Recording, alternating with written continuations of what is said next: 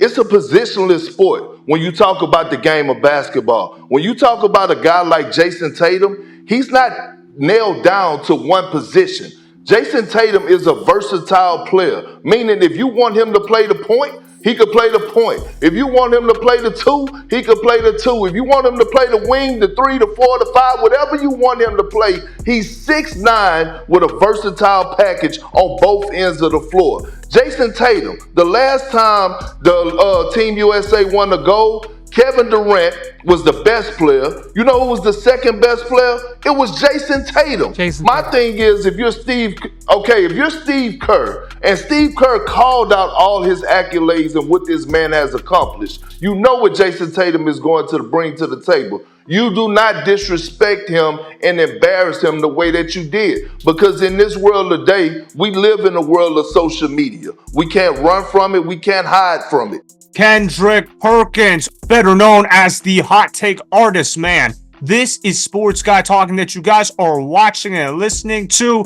I am Dustin Tran, your host, as I am here today to talk about Kendrick Perkins ripping Steve Kerr for benching Jayson Tatum against Serbia in the Olympics. According to Kendrick Perkins, Jayson Tatum can play any position on the basketball court at any given time. However, Jayson Tatum has never played point guard or center at any point in his basketball career. Before I say anything else, though, I want to present you guys with a topic question. So here it is. Did Kendrick Perkins make another horrible take on Jayson Tatum? Of course he did. What the hell, Kendrick Perkins? Do you even know basketball at all? It's hard to believe that Kendrick Perkins was a former basketball player, but Kendrick Perkins did play in the NBA. However, it seems like Kendrick Perkins knows very little about the game of basketball because he continues to make horrible takes time after time after time again. And this time with Jayson Tatum, he is now ripping Steve Kerr for the decision to not play Jayson Tatum.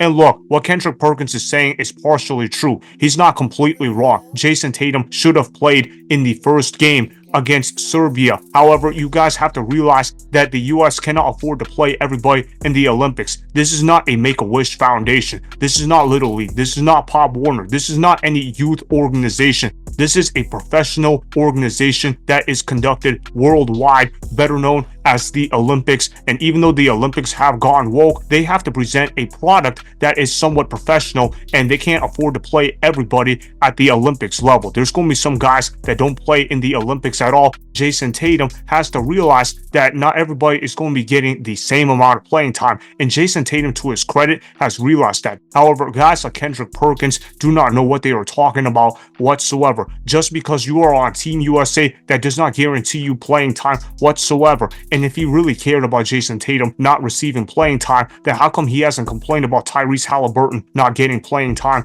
in the Olympics? Last time I checked, Tyrese Haliburton was also a member in Team USA in the Olympics, but Tyrese Haliburton didn't get a single second on the basketball court against Serbia. However, I have not heard one complaint about Tyrese Haliburton not playing for Team USA in the Olympics. And before you say, oh, Jayson Tatum, he could have easily been inserted into the point guard position, you guys have to realize that Jayson Tatum has never played point guard at any point in his career. In fact, Jayson Tatum is not even really a shooting guard whatsoever. So obviously, Jayson Tatum cannot play the guard positions whatsoever. And then, of course, Jayson Tatum at center is a ridiculous idea. It's already a bad idea in and of itself. Even if it was small ball, it would not even have worked against Serbia because Serbia has Nikola Jokic as their center, better known as one of the best players in the NBA, if not flat out the best player in the NBA. Nikola Jokic has one of the best skill sets the entire NBA has ever seen, and he's so big. He's 7 feet tall. Do you really think Jayson Tatum could match up against Nikola Jokic well at the 5? Because I don't see that happening whatsoever. What Kendrick Perkins is saying is full of blasphemy. That's why a lot of people say Kendrick Perkins is full of shit, because he doesn't know anything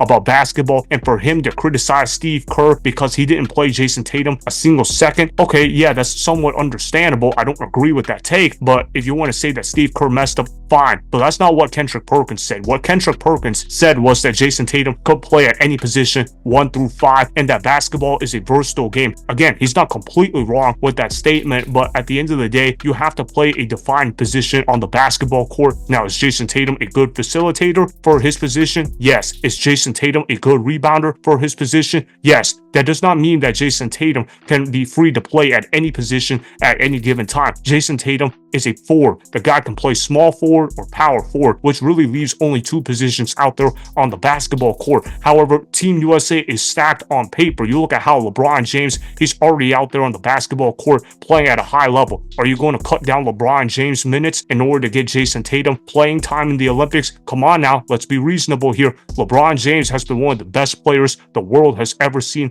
at any level, and he's a great basketball player. I'm no fan of LeBron James, but even I recognize that LeBron James is top 3 all time. Obviously, you're not going to put LeBron James on the bench. I want to make it clear that I believe Jayson Tatum should play at some point. I'm just saying that Jayson Tatum doesn't deserve that much playing time to begin with, because he is already on a roster that is filled with stacked talent at all positions, and it also doesn't help that people at his position are doing just as good of a job as Jayson Tatum. And let's not lose sight of the fact that the U.S. won by 26 points. They beat Serbia by 26 points. It was not necessarily a close game. They were just fine without Jayson Tatum. You look at the momentum of the game, nobody in their right mind was thinking, oh man, they got to play Jayson Tatum in order to win this game. But we'll see what happens. Jayson Tatum is supposed to play the next game against South Sudan, and Jayson Tatum could provide to be a useful resource down the road for Team USA. And then you also look at how they got KD off the bench. He's a productive player. He can score the basketball at will, so you're not taking him out as well. And then you got AD. He plays the power forward position.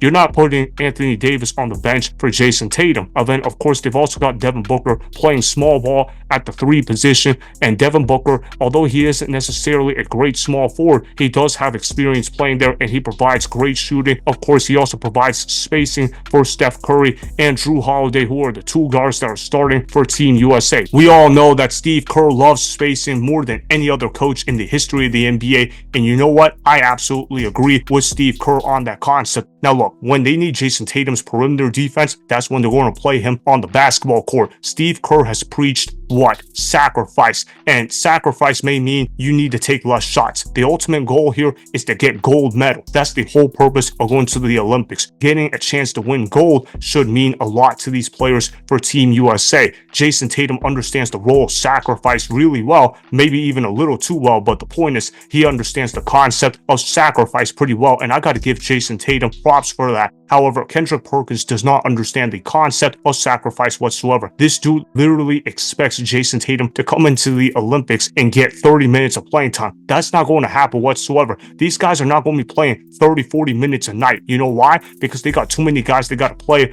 on the roster. And this dude is also talking about how they should have sat down Derrick White for Jayson Tatum. But Derrick White plays the point guard position, or at least he plays in a guard-like position. Jayson Tatum is a forward, not a guard, while Derrick White is definitely a guard. Therefore, you got to give Derrick White playing time. It's not exactly like Serbia had a bunch of outside shooters, and when you don't have a bunch of outside shooters, it really doesn't make perimeter defense all that important. Jayson Tatum's main role in the Olympics is to play perimeter defense and to force contested shots, and obviously they didn't necessarily need the efforts of Jayson Tatum against the Serbia national team in the Olympics. Therefore, that's why Jayson Tatum didn't get playing time. Now, could Jayson Tatum have gotten 2 or 3 minutes to end the game? Sure, he could have gotten that, but when you're playing in group stage, you have to score as many points as possible in order to win tiebreakers. Obviously, KD had the hot hand. They had to keep him in there. LeBron James was also doing a pretty good job scoring the basketball. Therefore, that's why Jayson Tatum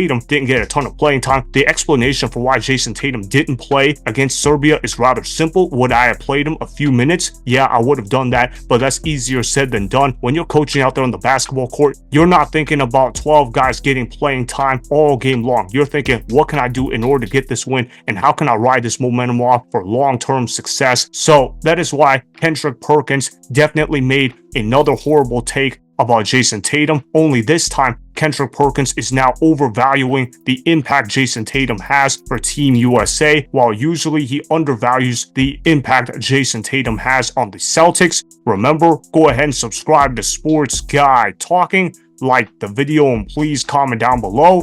If you guys do that, I may shout you guys out in my Instagram story every Monday. That'll be for the @DustinTran Instagram account. Make sure to follow me on Instagram @DustinTran, and that's Sports Guy Talking. Also, go follow me on Twitter @DustinTran. Again, go ahead and do those things that I just told you guys to go do. Hopefully, you guys enjoyed the content that was just produced. Peace out. I hope you enjoyed that video. Want more Sports Guy Talking, the home of great sports content? Make sure you click that subscribe button to get the latest from Sports Guy Talking. Go ahead and like the video, comment down below, check the description box on the video in order to follow my Instagram and Twitter. Also, be sure to check out more of the best clips from the YouTube channel, Sports Guy Talking.